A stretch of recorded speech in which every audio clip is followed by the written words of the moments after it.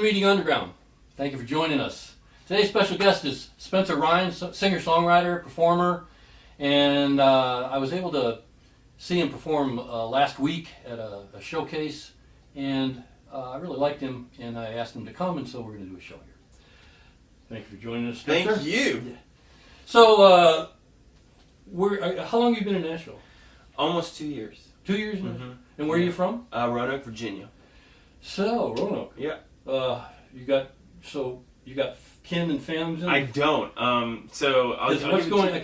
For those that don't know, this is like a couple days after Florence hit that area. Anybody, okay? A common misconception with Roanoke is they think it's by the coast because there's the lost colony of Roanoke, which is a completely different town. It's in Virginia. Oh, so reminding me of North Carolina. I don't know. But this is in the southwestern Virginia, very close to the Tennessee border. Not very close, but so it wasn't in the site of the hurricane. It may have had some. There's a Roanoke that got something because they were mentioning it in the news, but it must be a different area. I don't. Maybe. I'm not sure. I'll have to look that one up. Anyway, so you got what about your folks? Tell me about you. I went to a military boarding school in Southwest Virginia, and Roanoke's very close to that. So after I went and graduated, I moved to Roanoke to pursue nursing, and I ended up not doing that. But I stayed in Roanoke, and I played music, and I loved the Appalachian culture, country music. I got into bluegrass and banjo and things like that. When did you start playing guitar? When did you start? Like 16. I started just kind of playing guitar when I was in boarding school, and just like picking around and learning all this kind of just. I was my art teacher really, who was big in the folk scene, and he turned me to got like 60s folk guitars, John Denver, and singer-songwriters that I thought were cool. Yeah. So I was like, well, I want to start doing that kind of stuff, and just started playing, and just meeting other players, and just kind of building myself. And then when I moved to Roanoke, I kind of got more serious, and I started singing. And how old were you? I was like 20. Oh, so 21. 2 years later. Yeah, maybe like. Siblings? Got any brothers, sisters? Well, yeah. So my mom lives in Colorado, in Summit County. My dad lives in California, in San Francisco, and my brother lives in. He travels a lot, but he lives in Texas. And I'm originally, before I even moved to Virginia, I'm from New Jersey, and so I lived in Vermont, and so I've been all over. I don't really have like a hometown. And when some people ask me where I'm from, I just say Roanoke, Virginia, because I was there for 10 years. Yeah. And I have plenty of friends. Where were you born? New Jersey. Born? Yeah, but I was like... Yeah, just and then moved, shipped away. Yeah. So when you started playing, did you have, who were your early influence? Who are the people that maybe shaped where you are now? Name some bands, artists. John Hartford he just has such a unique songwriting style, and he's so interesting. Yeah. And I've loved listening to him, and a couple of my songs take after some of his melodies and songs, and it's hidden. But I mean, I think listening to him, I was most inspired, pretty much. Yeah. But I listen to tons of classic rock, and I love the band and Neil. Name a few bands. So people that you like that kind of was also helped shape you. Definitely the band. Levon Helm, Rick Danko, and like all those guys. Neil Young, Bob Dylan. One of my favorite CDs is the Basement Tapes. Oh yeah, that double album is just killer. They just came out with it. The finish of it. Yeah, I can always throw that on and like hear different things. Yeah. And it's just so good. Rick Danko. I worked with a producer several years ago, and he was the engineer on The Last Waltz. Oh yeah. He did the album engineering on the back of he was in the alley in the back mixing. Yeah. And then he went on to produce Rick Danko's a couple of things and stuff like that. So yeah, I love the band. The Last Waltz, one of the greatest movies ever. Yeah, it is. When I moved to Nashville, I had the pleasure of being on the Last Waltz tribute show. Yeah. At the Basement East, and my good friend Alan Thompson. Would you Rag Mama Rag. Oh god. That was a barn burner, man. Like awesome. When I finished playing that, the whole crowd was going crazy. Everybody was treating me like family. I had just moved to Nashville. I was nervous. Oh, cool. So I was in a really, really weird time in my life because I was my ex-wife had me and her had moved, and we just we got a house together, and then it just kind of fell apart. And so this kind of album has a lot of that in it, and it's kind of it was an emotional time for me. And but like I said, this last waltz thing, Yeah. the tribute show is so nice because I remember when you did that too. I heard some of the artists. everybody was lightning. Yeah. They were yeah, definitely. I mean, and there were like I was, Steve Gorman was playing drums for me. I mean, and dudes from band Heathens and like Robbie Crowell, who I met that night, who's producing my album.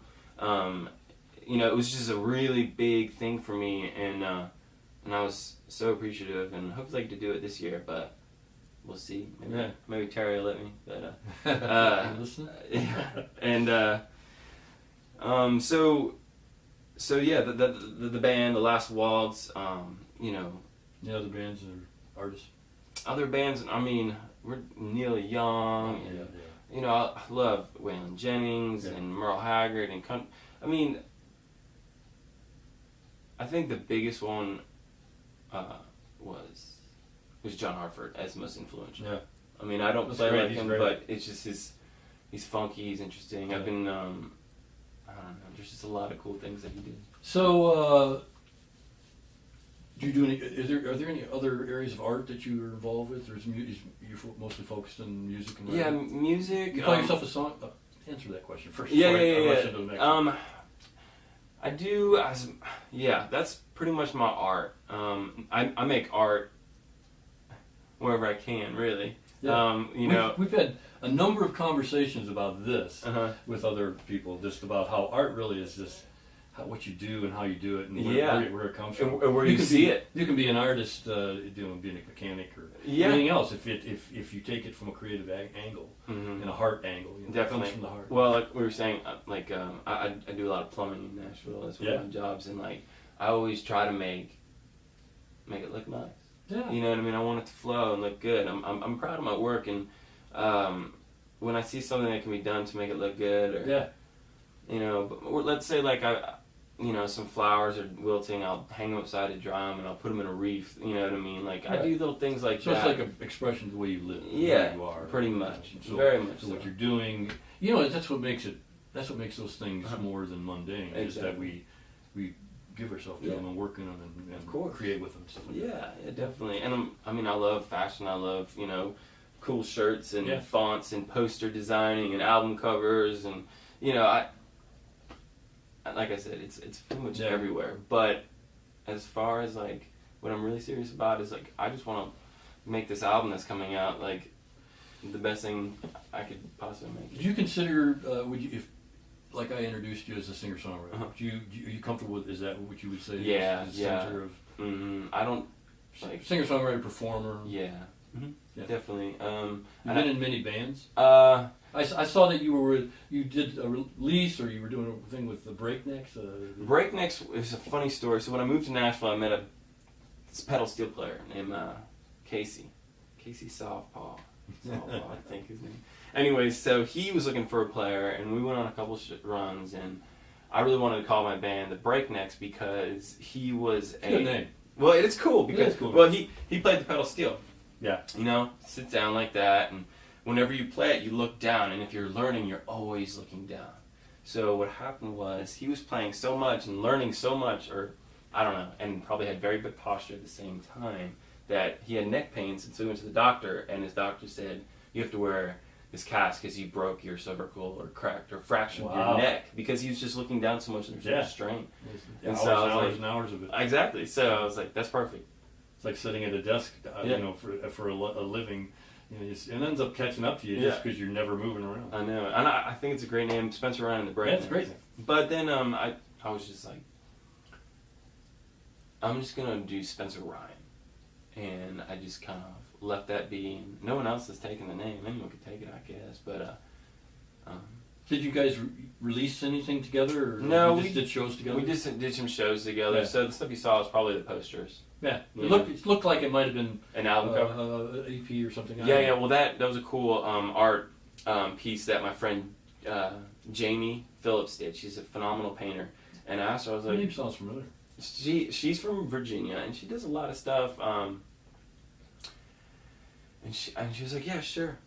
And she just did that up for me, and it was so sweet of her. And I'm gonna use it. I don't know where, but as time goes on, my taste changed and things kind of flow differently. So that was what I was putting out and what I was doing then. But What keeps you going? There's a lot of setbacks as songwriters, and especially in this town. We've talked to that. Other artists we've talked to that. yeah, There's a lot of competition. There's a lot of all that, and so if you're not doing it because you love it, it's kind of there's a lot of setbacks. oh, there is no way you could possibly. So what keeps you going?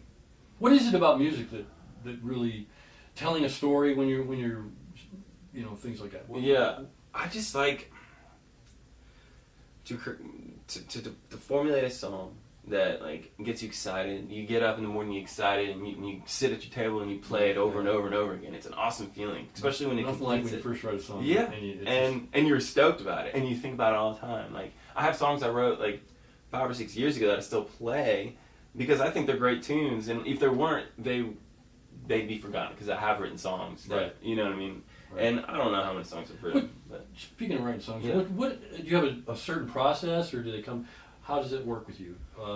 Lyrically, riff ideas, melodies, beats? All sorts of different ways. Is there something that's more often? So what I'll be doing is I'll sometimes I'll have like, I'll hear a song and then it'll be in my head for the next day, and then I'll hear another song and I'll be like, oh, those two songs kind of sound cool together.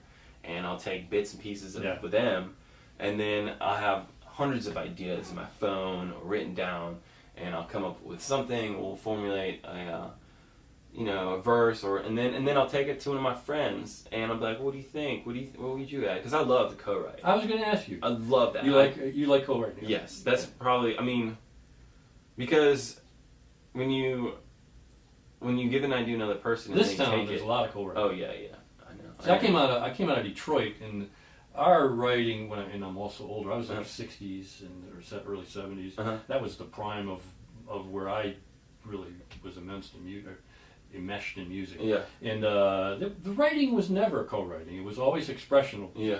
Or a band would write it together. Yeah. Or there'd be a guy in the band that wrote the music. And they would learn. And it would be saying something or expressing something we wanted to say, or something like that. But this town has really got a lot of collaborating. Yeah. Yeah, there's a very. So you like it? I do. Yeah. Great. I mean, I've done some.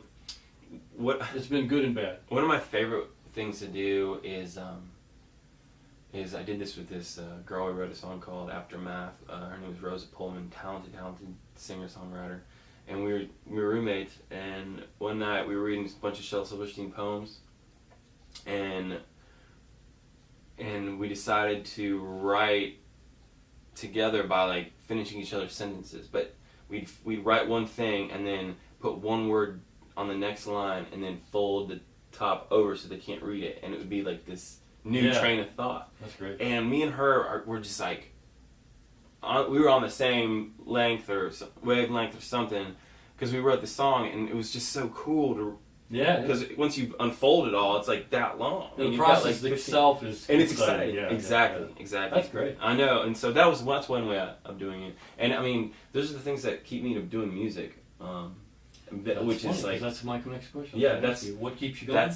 Well, I might have already. Yeah, you did, but I think that fully encompasses like that's got to be the biggest reason. It's like co-creating, like making beautiful things and songs and having ideas come out, and that's just awesome. That's great. I work my ass off to pay for whatever recording, and, my bills and stuff like that. Most artists. Yeah,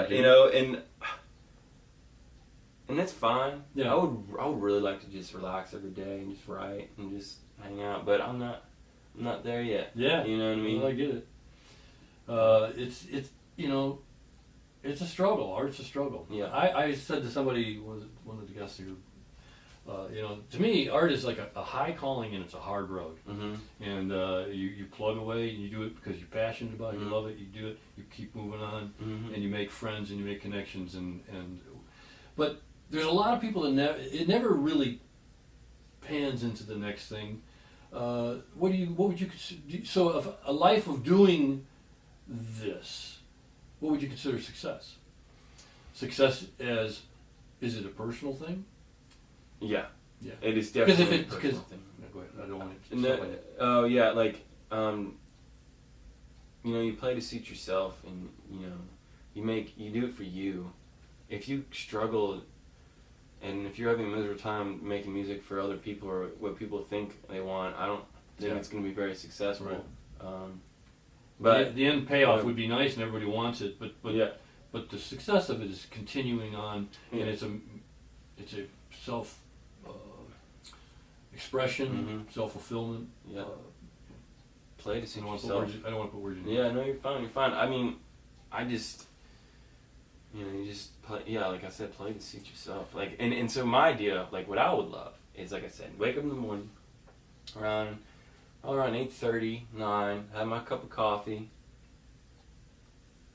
get my guitar out, and just write ideas and thoughts, and pluck around, and then take a break and go back at it, or go walk around and have all my bills taken care of. Yeah. That would be awesome. Yeah. And then play shows. I love performing live. That's Yeah. one of my favorite things.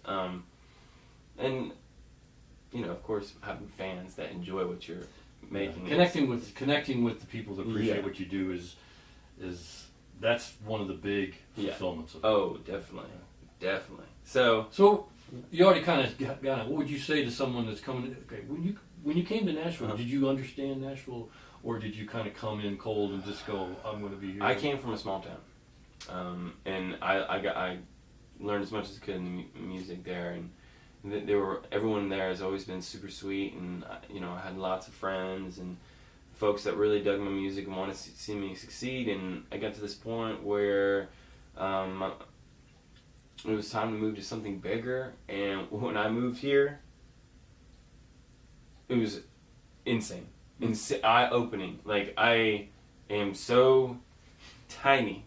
Yeah. And it's like the big fish, small pond, and here the little fish, big pond. yeah, but I love it. And everybody knows that. And Yeah. once you come here and you're here a little while, you know. But I had no idea the extent. Like, I knew Yeah. I was going to know it, but I'm like, No, there's songwriters and artists everywhere. You could turn and spit any direction, you'll hit one. I know. And the thing is, like, they're all amazing. And They're like, the best in the world. I know, and they're all tall and handsome and long hair, and I'm just like, what am I supposed to do? You know Yeah. what I mean? Like, God. So, what would you say?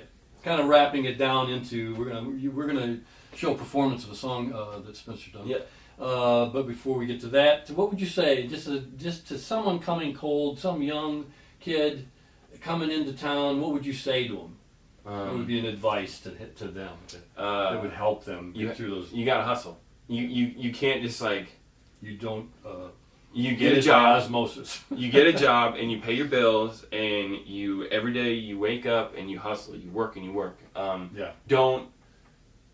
Don't sit around on your phone. I mean, what I did was I quit smoking pot. I mean, I smoke pot every now and again, but the biggest thing was I quit smoking pot when I was here. Helps with motivation. It does. It really does. My head was clear, so I was able to, when I meet these people, you never know who you're gonna meet. Right. You know what I mean? Like, and you want to look prepared. You clear-headed. Go out to bars. Try to go out every night. At 6 o'clock, drink a Connect Red with Bull. people, watch Connect. people, Yeah. look at the competition, watch, Exactly, follow them, and see what they're other doing. people are Yeah. doing, and like if you do it for long enough, you eventually weed it out, and you get to this group of the niche of people that, and I feel like I'm just starting to get that now. Yeah. Like if I go to a bar, last night I went to the 5 Spot, and my friend's band was playing, Lady Couch, and I was there, and I just ran into a bunch of people that I knew, and I was like, hey, what's up? And it was really heartwarming. It reminded me of being back home in Roanoke. So, but regardless, you move here, hustle. Go out, look good. You look, leather boots, long pants, either like a nice shirt. Look the part, you know what I mean? Because, like, You never know, man. Right. And if you look like a slob that doesn't really have an idea or formulate sentences very well, you're not going to be remembered that well. Right. But you meet somebody, you want them to remember your name. Sometimes it doesn't happen.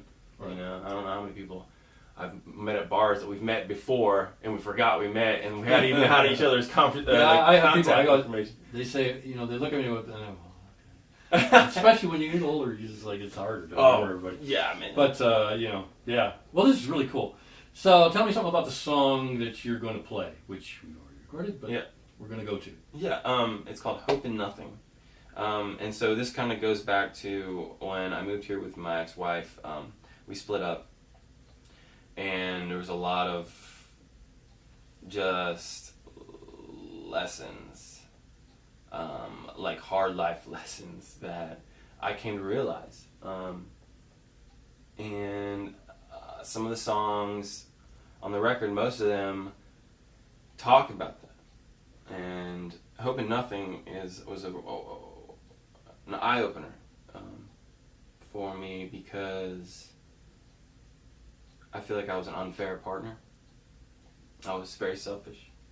And it was just this song kind of just came out from it. And this is on an upcoming album release. Yeah. I'll just give a pitch for the album. Yeah, the album is going to be great. The song Hope in Nothing that I play on acoustic guitar is a different version, but that's what I play when I have my acoustic on me. The guitar, or the album that's going to be coming out, is produced by a guy named Robbie Crowell. It's got some killer players on there. I'm not going to tell y'all who. I'm going to wait till Is there a it's name for released. the album yet? It's Hope in Nothing. Oh, it's going to be the same as this type. Yeah. So you have to be looking for Hope in Nothing. Yeah. Spencer Ryan. Mm-hmm. It's going to be just your name. Yeah, Spencer Ryan, Hope in Nothing. Look And for that. Should yes. be coming out next soon. It's 10 tracks are done. I'm waiting on lyrics, or I gotta do vocals and then background vocals, and then we're gonna. So probably into the fall, maybe beginning of winter, somewhere around there. Some of the next few months, maybe. Hopefully. Yeah, look for that. Mm-hmm. Spencer's really good. I watched him the other night. I saw him play a whole set, and you're gonna like what he does here. Really, I want to appreciate and tell you how much we appreciate you joining us on the show. If you're watching this vidcast on YouTube, right in the notes you can click to the podcast. We are a podcast and a vidcast. If you're listening to the podcast, there's connections right back and forth. There's links, so you can watch it, you can listen to it, whatever you do, and however you join us. We really appreciate it. We thank you for your support. Subscribe. Download stuff, watch it more than once. We just love you, love having you. It's all about you. It's all about your support for us, and we thank you for that. I really want to thank you, Spencer. You are so welcome, John. I appreciate it. Mm-hmm. Now we're going to go to the song. Go ahead and give a pitch, and then we'll go to the song. The song's called Hope in Nothing, and enjoy, and hope to see you at a show soon. My next show are in Colorado. Got some shows in Colorado. So I'll be out in Breckenridge at this place called Motherlode Tavern. Where can people connect with you? Where's your Facebook Yep. website? SpencerRyanNashville.com. Tell them. SpencerRyanNashville.com. I'm also Spencer Ryan Facebook and on Instagram, Spencer Ryan Music, and that's about on YouTube, Spencer Ryan Music, and that's about it right now. So, here's Spencer. Appreciate it.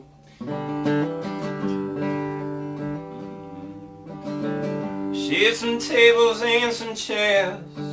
Eyes looked down to the tips of your hair. We spoke with care. We spoke in that dim circle there. Words as empty as the sea next to me, and suddenly I'm aware a circle is built now with love but words. Love is built not in words.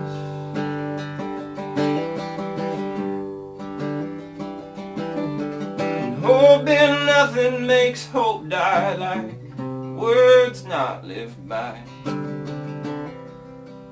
Love is built not in words.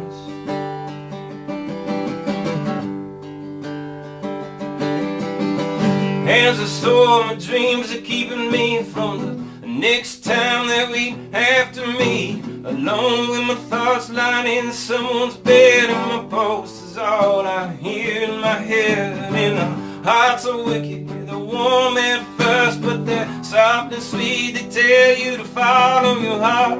Defining part of your heart is not what we think. Love is built not in words,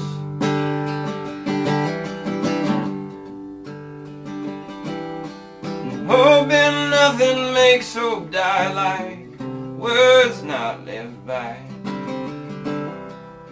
Love is built not in words.